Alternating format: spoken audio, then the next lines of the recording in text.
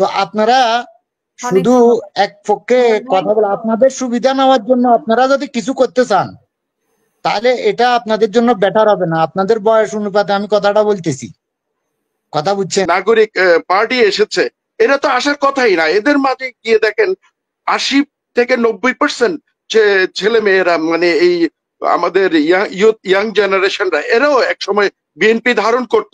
রহমতুল্লাহ ভাইয়ের বয়স কতটুকু হয়েছে আমি জানি না। তো আমার বয়স 1986 সালে আমার জন্ম। আমি অন্তত 90 দশকটা আমার ভালো করে আমার দেখা আছে। 2001 থেকে 2024 পর্যন্ত আমার একদম সুনির্দিষ্ট নলেজে আমি দেখছি বাংলাদেশকে।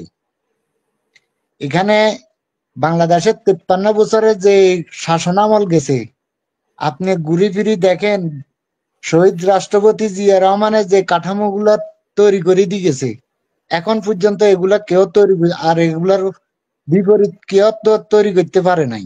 আচ্ছা, আপনি প্রশ্ন বেগম করেন। জিয়ার শাসনামলের বিপরীতে আওয়ামী লীগ বলেন আর অন্য কোন দলে এখনো সৃষ্টি করতে পারে নাই।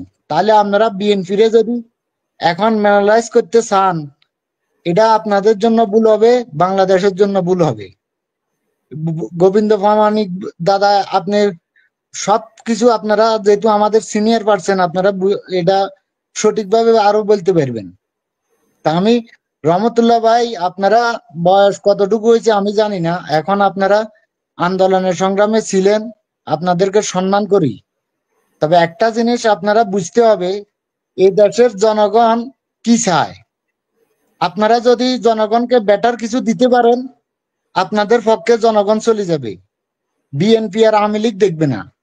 আর যদি আপনারা যদি বেটার কিছু না দিয়ে যদি আপনারা যদি মানুষকে যদি প্রভাবিত করতে চান, দেশের ক্ষতি করতে চান, আপনাদের অস্তিত্ব থাকবে না। এটা হলো বাস্তবতা। মানুষ এখন আর অন্ধ নাই। এই যে হাসিনা আপুর শোর ভিতরে আমরা একদিন দুই দিন আসি নাই। ওনার চ্যানেলটা সৃষ্টি হওয়ার শুরু থেকে আমরা এই চ্যানেলে আসি, কথা বলি। যখন আমি 4 বছর সৌদি আরবে আছি, এখন আমার 10 বছর সৌদি আরব। আমি 4 বছরের ভিতরে আমি দেশে যাইতে পারি নাই এখনো। আওয়ামী লীগ থাকাকালীন আমি যখন আওয়ামী লীগের বিরুদ্ধে কথা বলতাম, তখন আমি দেশে যাওয়া আমার পরিবেশ ছিল না। এখন আমার আর্থিক সমস্যার কারণে আমি দেশে যাইতে পারতেছি না।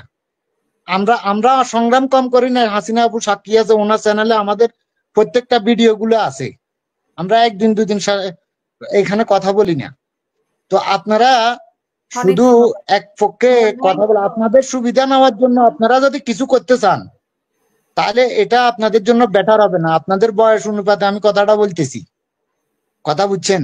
আমরা আমাদের যতটুকু এই যে গণ অভ্যুত্থানটা বিএনপি বেহাত করে দিল, বাংলাদেশের শতকরা 70% মানুষ যেখানে বিএনপি কে অন্তরে ধারণ করে, এবং এই যে 50 লক্ষেরও অধিক কর্মী এবং সমর্থক, নেতা নেত্রী জেল জুলুম খেটে এত অন্যায় অবিচারের শিকার হলো, সেখানে এত বড় গণ অভ্যুত্থানের কিভাবে ব্যাহত হয়ে গেল? এই বুড়ো যে নোকিয়া 1100 মাদারবোর্ড গুলো আছে, এদেরকে না সরালে বিএনপির অস্তিত্ব থাকবে না। অদূর ভবিষ্যতে বিএনপি হয়তো জয় বাংলা হয়ে যেতে পারে আমি মনে করি। সাইফুল ভাই, আপনারা কিভাবে এই গণ অভ্যুত্থানকে কিভাবে বেহাত করে দিলেন? আমার কাছে এটা অবিশ্বাস্য মনে হচ্ছে, কারণ আজকের যে নাগরিক পার্টি এসেছে, এরা তো আসার কথাই না। এদের মাঝে গিয়ে দেখেন 80 থেকে 90% ছেলে মেয়েরা, মানে এই আমাদের ইয়াং জেনারেশনরা, এরাও একসময় বিএনপি ধারণ করত।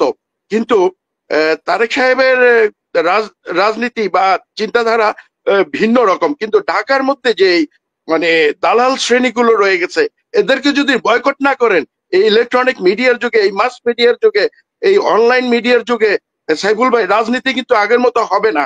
আমি আবারও বলতে চাই, এখনো সময় আছে।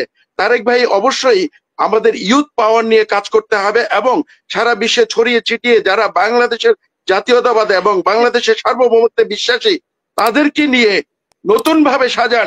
ওইসব নোকিয়া 1100 মাদারবোর্ড গুলো সব ডাস্টবিনে ফেলে দেন। ধন্যবাদ। আসসালামু আলাইকুম।